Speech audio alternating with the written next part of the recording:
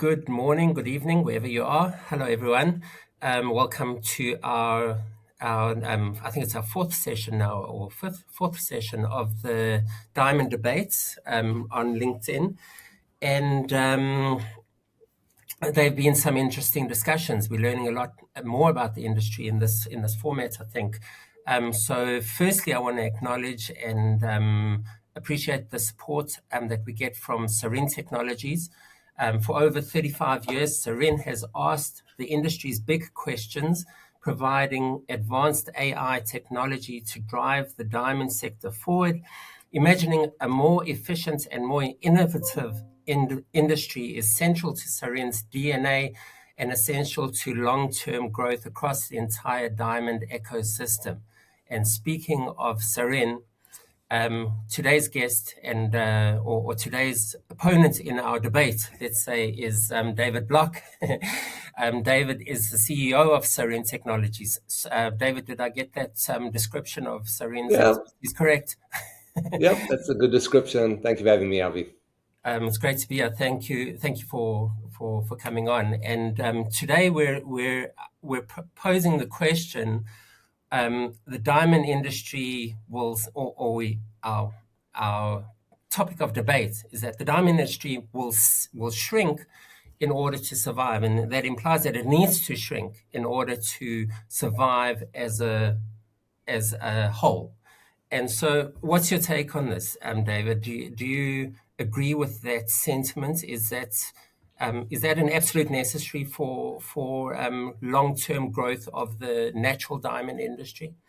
So again, looking at the natural diamond industry, and we can talk about how to relate to that question maybe on a wider perspective. But I think you talked in future tense. Will it shrink? And I think the reality is different. If we look at the facts, and let's take, for example, De Beers as an indicator for the general scope of rough diamonds that enter the pipeline, even though they're only a third of the market, they give a good indication or good idea of what is entering the market. If we look at 2022 to 2024, not including 2025, which I'll mention in a second, we see in terms of carats entering the pipeline, there's been a reduction of 42% in terms of number of carats entering the pipeline. That aligns with their production numbers as well. And if you look at value-wise, it's 50% reduction over those 2 years. 2025, the numbers aren't yet final. De Beers doesn't publish them on a monthly basis, their sites anymore. They only do it on a quarterly. But my estimation is that 2025 numbers will look fairly similar in terms of carats and value to 2024, maybe slightly higher. But overall, if you look at those numbers and assume that it relates to the wider supply of rough, that means the industry has shrunk already significantly over the last 3 years after COVID. And we can see that not only in De Beers numbers, we can see that at other indicators. We work very closely and very intensively within the midstream. And we can see factories, natural diamond factories, have shrunk in terms of either closing down certain factories, departments shutting down. So definitely the natural diamond industry has already shrunk. And maybe the more accurate question is what is the expectation going forward? Because there has been a significant reduction in its size. And to be very, honest, it was needed. In the end, our industry is driven by demand. And as the demand for natural diamonds decreased from the consumer side, from the retailers, there was no choice but to reduce the influx of rough raw material into the pipeline and therefore the manufacturing. So in the natural diamond industry, I think that's already a process that has happened quite significantly over the last few years. And I think the question is, will that continue? Are we at a new equilibrium going forward in terms of natural diamond demand and therefore supply? And again, when I say the shrinking of the industry, I talk mainly on the producer side, the miners, as well as the midstream, which are the manufacturers.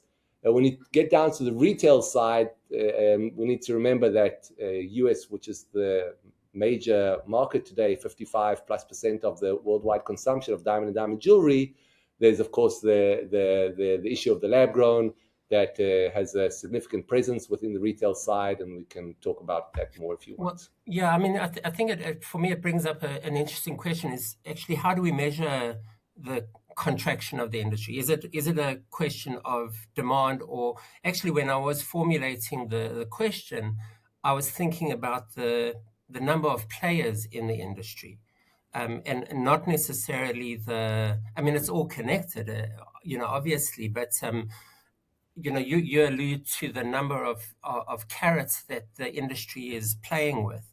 And that's an interesting angle that actually I didn't think in these terms, that in order for the industry to be profitable, it needs to be operating, or it will be operating with fewer diamonds. I was actually thinking on the number of players in the industry, and so the mining sector is there are few players anyway. And that's a whole different discussion, that they're under pressure. But there is, I think there is an oversupply of diamond tears. Let's put it that way. And we've seen a slow. I think it's been a gradual, streamlining of the midstream. It hasn't been as sort of profound. People drop out here and there. We don't have too many bankruptcies, certainly in the last few years, but people do drop out. But is this, so moving forward, is there still too many? Are there too many players in the industry? And I think that extends to retail as well. We see at retail, that there is this consistent sort of 3% decline in the number of retailers in the United States, as the Jewelers Board of Trade reports. So it seems like there's that happening. Yeah, I mean, there's always been a discussion about consolidation within the industry, and again, we can look at on the retail side and on the supply side, the manufacturers. And again, on the manufacturing side, to be honest, that always comes up, especially in times of where it's challenging and crisis, whether it's COVID, whether it's 2015, it always comes up, the issue of consolidation. To be honest, there hasn't been a lot of consolidation over the years. Having said that, I think there is definitely more now. We've seen definitely the last year or more natural diamond players getting out of the industry or moving to manufacturing of lab-grown exclusively or partially. So there's definitely changes due to the dynamics of the natural lab-grown manufacturing, which in the end, for the diamond manufacturer, there's not huge differences in terms of the manufacturing process. There's no doubt there are differences. Manufacturing of natural diamonds still is a more complex, a more costly process. There's more accuracy needed, more expertise needed. The raw material has a high value, and therefore you want to extract the maximum, whereas in lab-grown, you can do practically what you want. You aren't really measured on the quantity of raw material you use or the yield like you are on natural diamonds. So definitely there has been companies that have shifted or closed down, but there's not what you would expect or what you maybe are alluding to, of significant consolidation with the industry. It's much more under the radar. Bigger, the big companies getting bigger, and smaller companies slowly fading away. Not a lot of bankruptcies, as you said. So it's happening, but I don't think it's happening at a kind of a scale that maybe you would think or expect when the industry does contract by 50%. Yeah, and I think you hit on an important point, that it's the bigger players who I think it's becoming more consolidated. Consolidation is actually a misleading term. It doesn't mean, when we talk about a shrinkage of the industry, consolidation is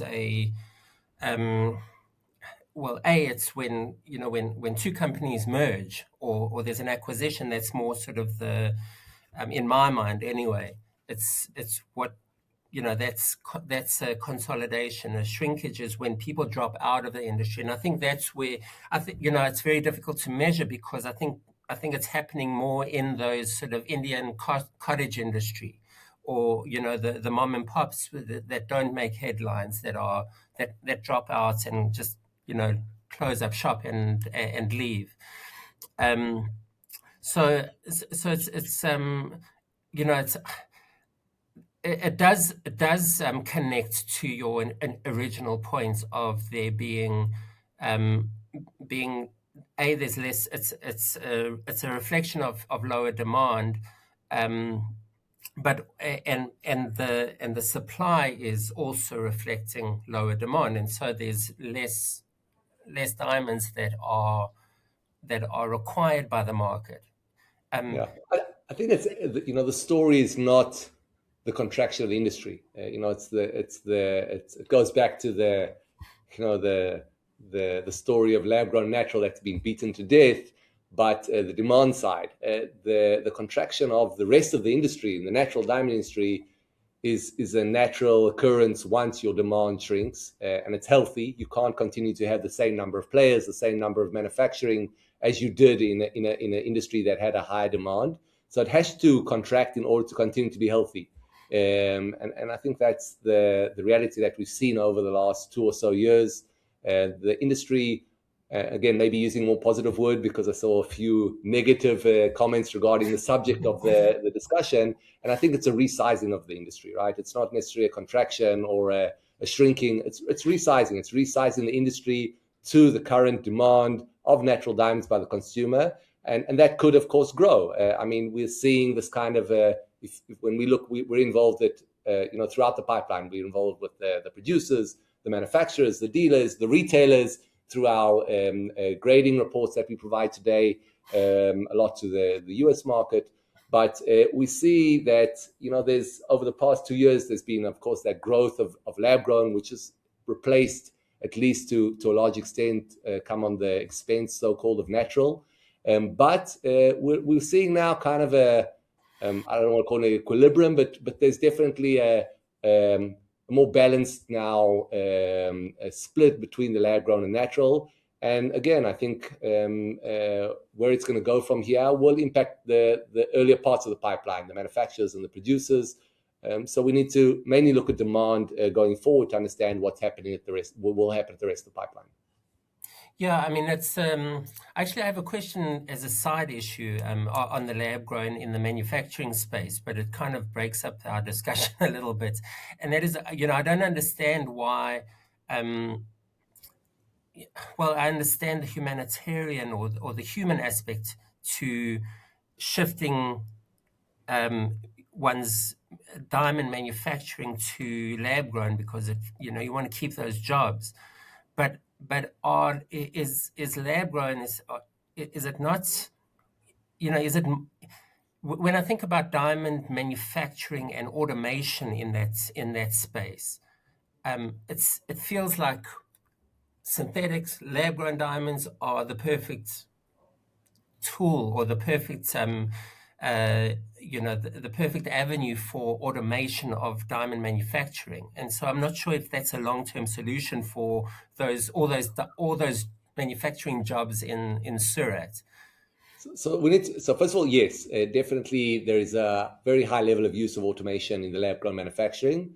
I would say even more than natural. The reason being that, as I said, you don't need to really fight for every single percentage of your yield or the value because of the cost of the raw material. Yeah. So that's one thing. Second, it's easier, to be honest. Why is it easier? Let's start with sourcing. If I am a factory that manufactures natural diamonds, I need to every month source rough diamonds, and that's not simple. If I'm not a site holder, or even if I am a site holder, that's a challenging process. How do I source my rough diamonds? There's only a certain quantity of certain sizes and qualities, and I need to source that quality, and I'm fighting with the rest for that pie.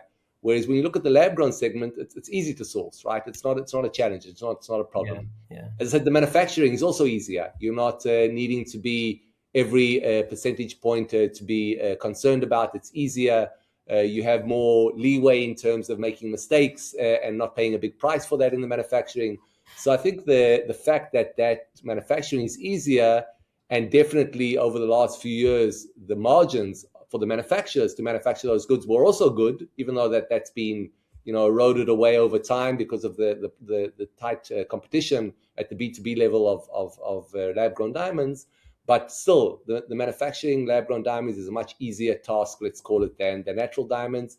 And therefore, you have seen companies either shifting their existing manufacturing capacity to lab-grown, partially, entirely. Generally, it's not in the same factories. I must say, and again, we've got a very significant presence in India with we've got a large number of employees over there who are in the field all the time. And it's generally not the same factories. It's generally different factories, independent, the same owners, the same proprietors, but different factories, totally different separate production lines, and so on and so forth. But they move their people, okay? They take their people from the natural diamond manufacturing and they'll move it to the lab grown. So in terms of actual quantity of manufacturing in India, in Surat predominantly, you don't necessarily see a decline in significant decline in numbers, but a shift from natural to lab grown over the last few years. Right.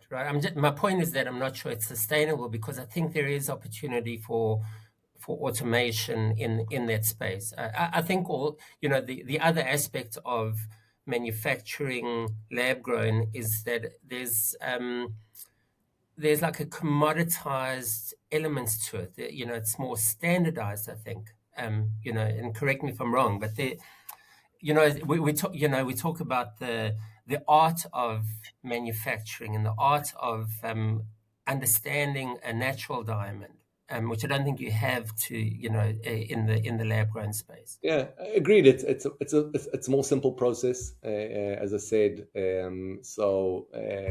Yeah, I mean, so the art, so-called, of manufacturing is much less on the LGD. Even though, again, on natural, again, I'm not talking about special goods and special shapes and fancy colors that are still remain highly skilled in terms of the manufacturing process. But the mainstream goods has been very much on the natural side. It's also been automated significantly over the last 2 decades, and there's a lot of technology used for that manufacturing. So it's not that complicated today. It's also been kind of standardized, the manufacturing processes. I think the simple indication of that is, I can give you 2 indications of that. One, look at the quantity of XXX cut diamonds today as compared to a decade or 2 decades ago. And that's definitely due to the ability to manufacture that kind of quality easier due to technology.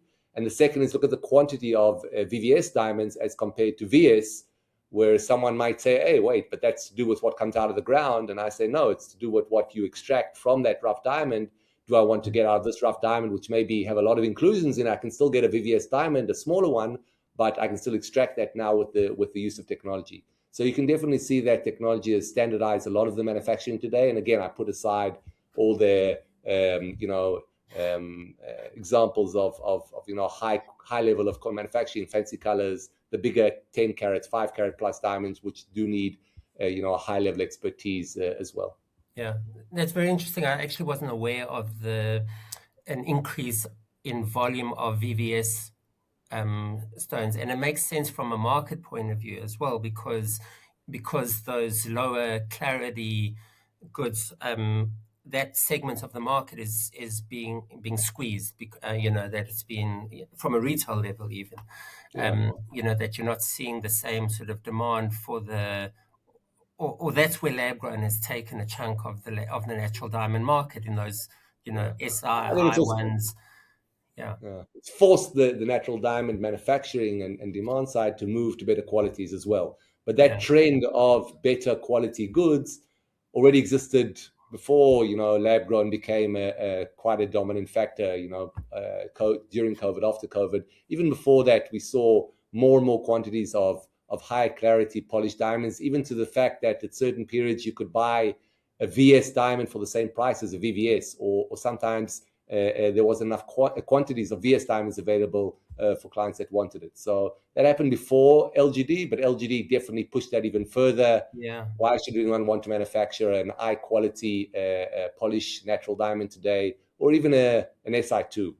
So you see that minimum, what used to be called the US American goods, the I1s, I2s, SI2s have now moved a grade up. So they're SI1s, they're VS1s, rather than being I1 and SI2s. Yeah, I mean, the upside is that you have better quality, diamonds, but there is a part of me that laments the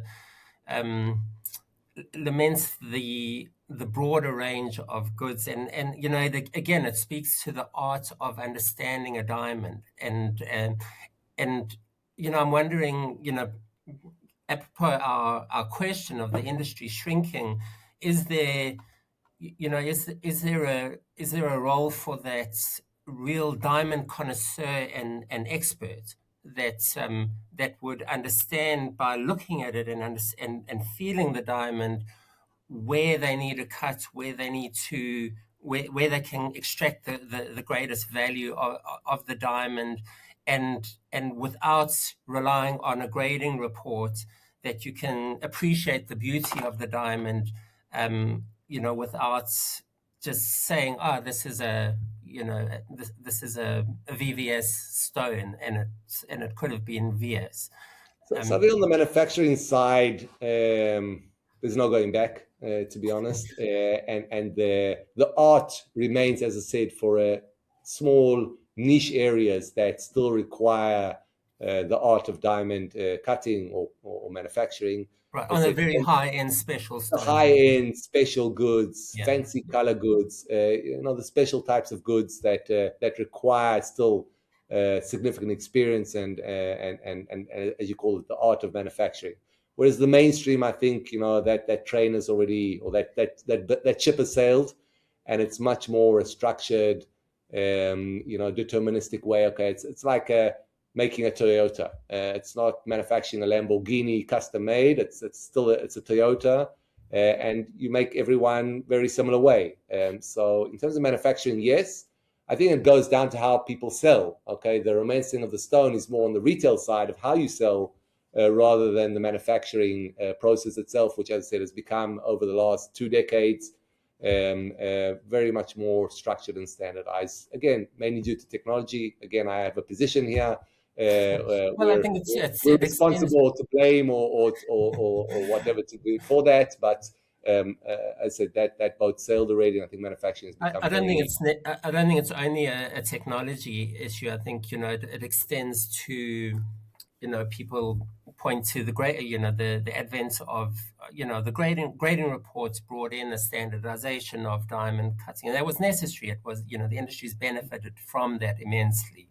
The introduction of triple X, and those cut grades and even stronger standards. But I mean, it's part of our discussion, and I think it is very relevant, but sort of more on point. To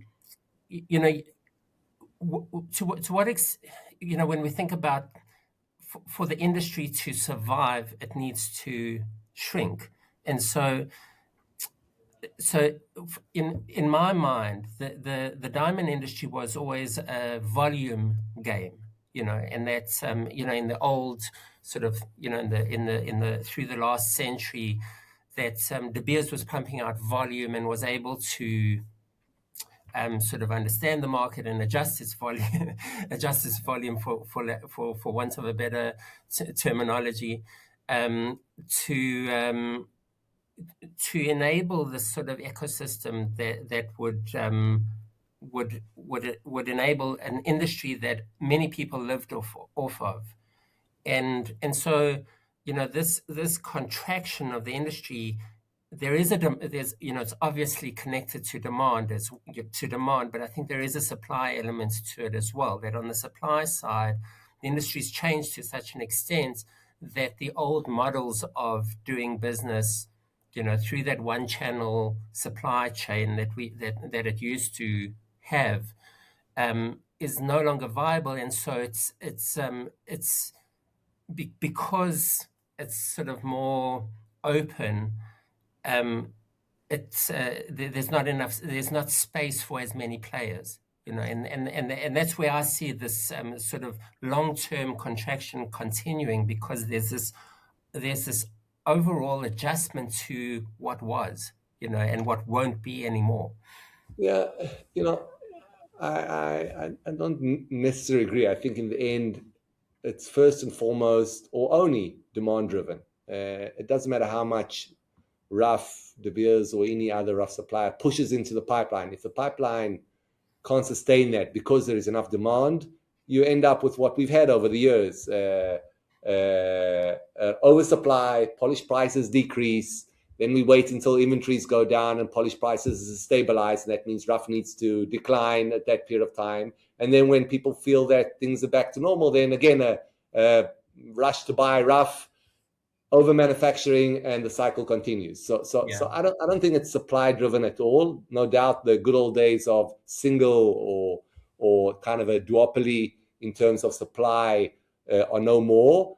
But I don't think it has to do with that. Yes, there is changes in the structure of the supply side, but it still remains predominantly demand driven.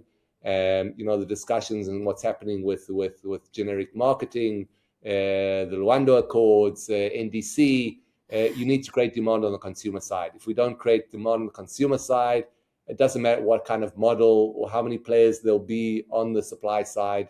You just won't be sufficient in order to grow the industry. So I don't think it's it's the end of the road in terms of we're in a declining industry. I think it has to do with how do we regenerate or invigorate demand at the consumer side, at the retail side.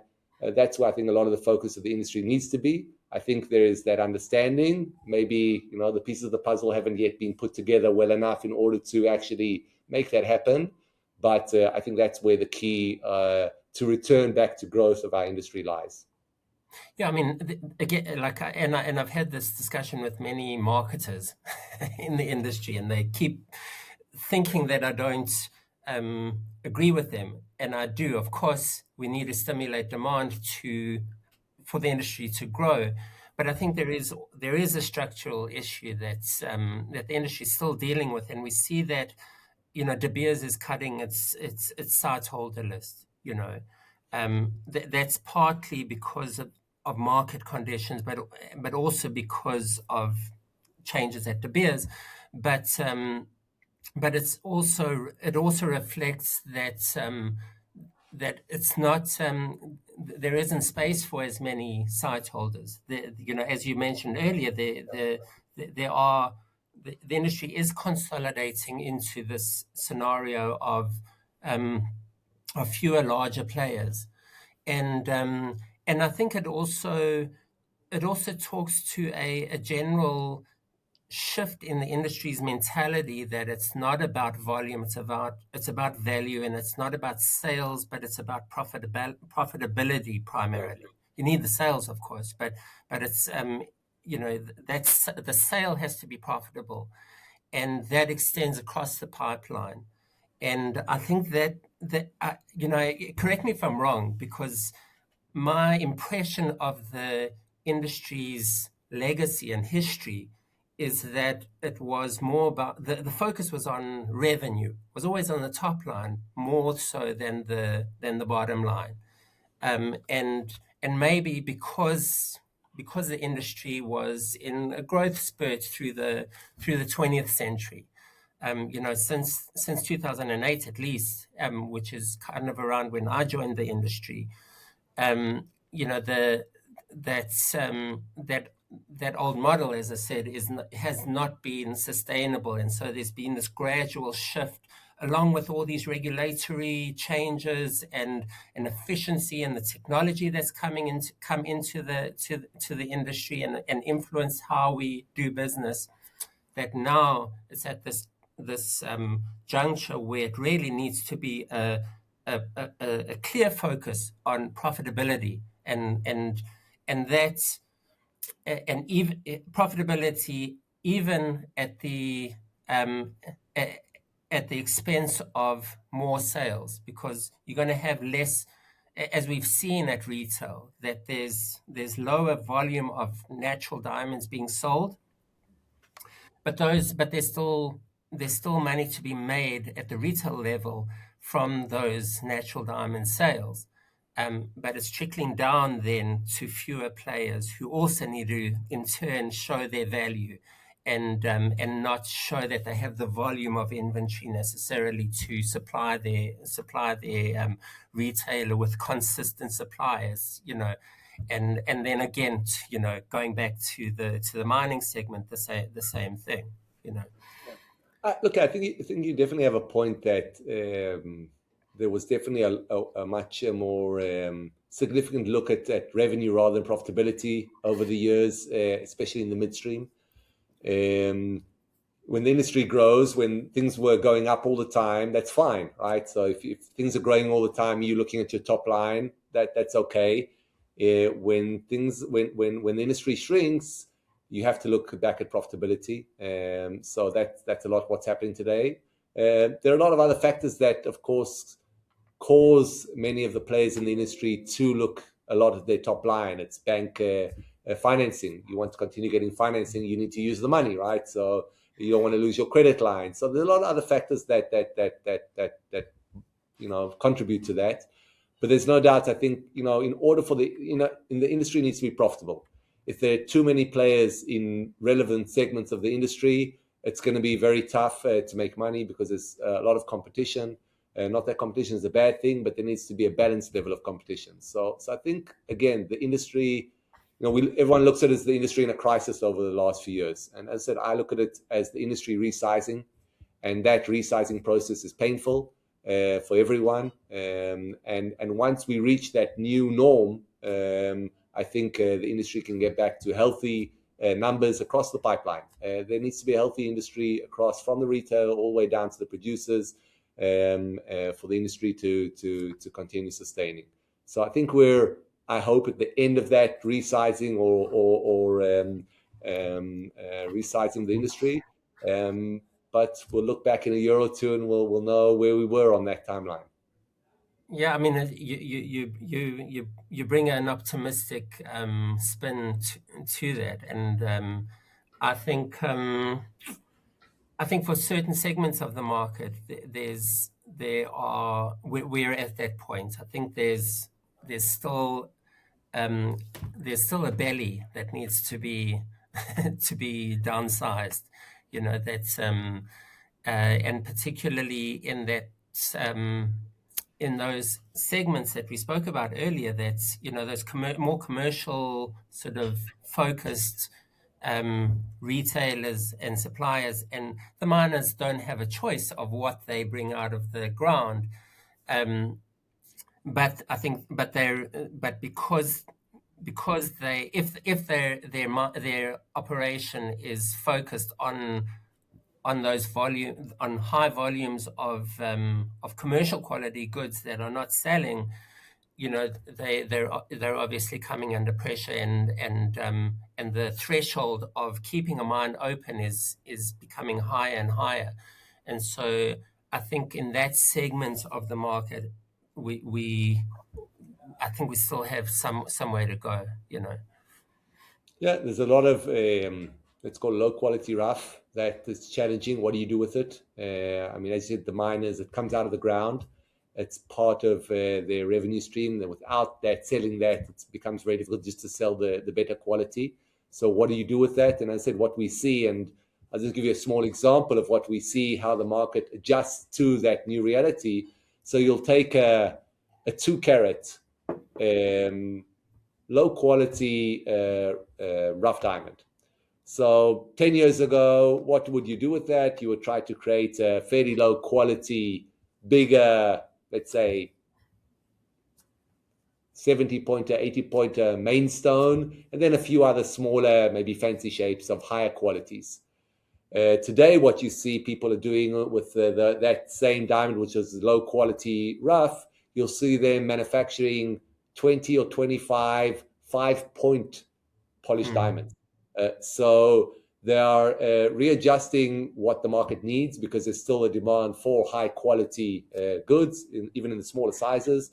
If you look at the brands, the high-end brands, they continue to stick to the natural. They need those high quality, smaller goods for their jewelry. So there's a demand for it.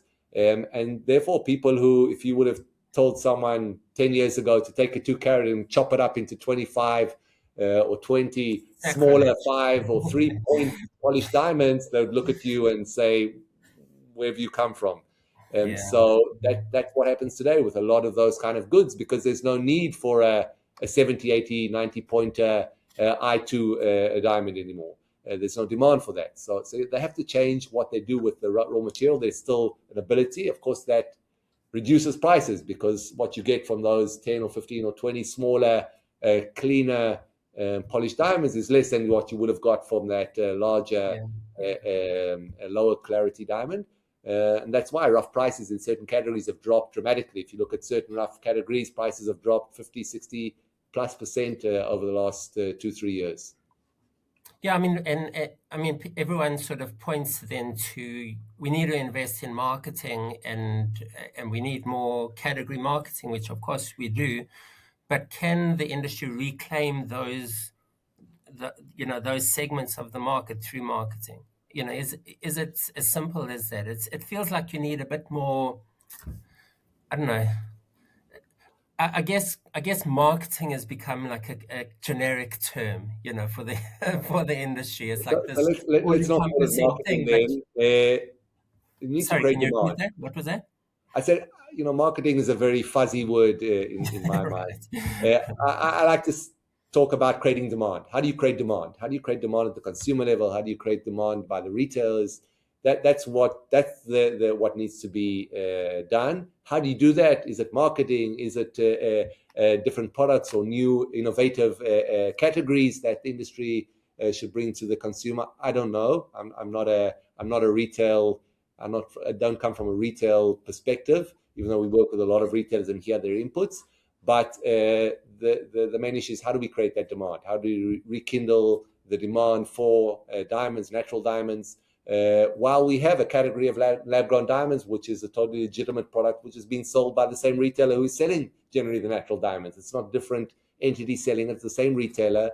And I think we're starting to see that division between the category of client or consumer that goes for the lab-grown diamond and those that go for the natural. And I think there's room for both products in the industry. There just needs to be that differentiation, serving the different clientele needs within the consumer segment. Yeah, I mean, I'd agree with you, but I would put a bigger emphasis on the role of the retailer, that they really need to. I think that when we look back on the last few years and the growth of lab grown, there are many players that I think that need to answer some questions. Let's say, but I think the jeweler played a big role in that, in selling the product, and I think that's where the reversal can come. And it's not to say that it needs to reverse because lab grown is bad, but I think if we're looking at industry growth, and I would, by industry I would say the jewelry industry, not diamond. You need the natural diamond industry you need natural diamond sales to increase and show growth. And so I would argue that it's in the jewelers' interest to re-emphasize natural diamonds. And we have this signs of this happening through these marketing campaigns and the partnerships between like De Beers and Signet and De Beers and Chow Tai Fook, for example. But I think the independent jeweler is where the key really lies, and so that's it's something I'm hoping for for the jewelry industry's sake, because I think when you want to drive value as a growth driver rather than volume, as we've discussed, you need that natural diamond sale. Yeah, look, I think in the end, natural diamonds has a value proposition for the client, and lab-grown diamonds has a different value proposition. And there's a client that connects to one value proposition and another that connects to the other. And I think retailers will continue serving their clients with both products. I don't see the retailers, going one way or the other. I said, because there is a need or demand coming from the consumer for both products. As I said, I see them as different products, different price points, different value propositions to the consumer. And in the end, it's the retailer's job to understand which client is looking for that natural diamond value proposition, which is the natural, and selling the relevant product. As I said, I don't see it necessary as one on the expense of the other. And then the client has an understanding of what he's looking for. I think definitely the retailer played a significant role in educating the consumers with regards to lab-grown diamonds. But in the end, the consumer understands what he wants, and the retailer will continue providing that. So I don't see lab-grown diamonds going away. I don't see natural diamonds going away. I do see an equilibrium, a more balanced equilibrium. And again, where that is on the continuum, I don't know. But definitely, I think this. I think the whole negative debate between the two segments has done damage to the industry as a whole. We don't want the consumer to lose his trust in the diamond industry, whether it be natural or lab grown. And I think in the end, they will live side to side. Maybe it took a while to get to where we are, and maybe we haven't completed the journey. But I definitely think we're closer to reaching that equilibrium between these two segments, having market segments that are suitable for both, and that both can continue to grow, not one at the expense necessarily of the other. Right. Yeah. I mean, it'll be interesting to see if we have reached that equilibrium or not. I think this year will provide some answers in that sense, because I think there are going to be continued shifts in the natural diamond space, and I think there's going to be changes also within the lab-grown space, which will affect how consumers relate to both segments. So it'll be an interesting time. We'll see. I hope you're right. I hope that that we are close to equilibrium, because at that point, then we want to see a sustained growth. You referred to to some earnings of De Beers and as a reflection of the industry, and I've also been studying that for over the last few days actually, and you see these cycles that we've felt in the market over the last 15, 20 years, that De Beers has a strong recovery, and then there's a down, and then there's a year or two of sharper decline, and then there's a strong year or two, and then another down. And so we want to see this sort of a sustained recovery over a few years that would restore some confidence in the market. It's my take. So David, I don't know if we answered the question or solved the industry's challenges, but it's been an interesting discussion, as it always is with you. So thank you so much for joining the debate. Pleasure. Glad to be here with you, and wish everyone a successful 2026. Maybe I'm by default optimistic, but I'm definitely optimistic going into 2026. We've had a lot of challenges over the past 2 or more years within the industry, but I'm going into 2026 quite optimistic. So am I, and so with that we'll leave it. Thanks very much, David, and thanks everyone for joining us. And we as with every episode we publish afterwards. So if you caught the end, you can catch the full episode on YouTube, on my podcast channels, etc. So we'll see you there, and we'll see you next week. Thanks very much. See you next week in Vicenza. Absolutely. See you then.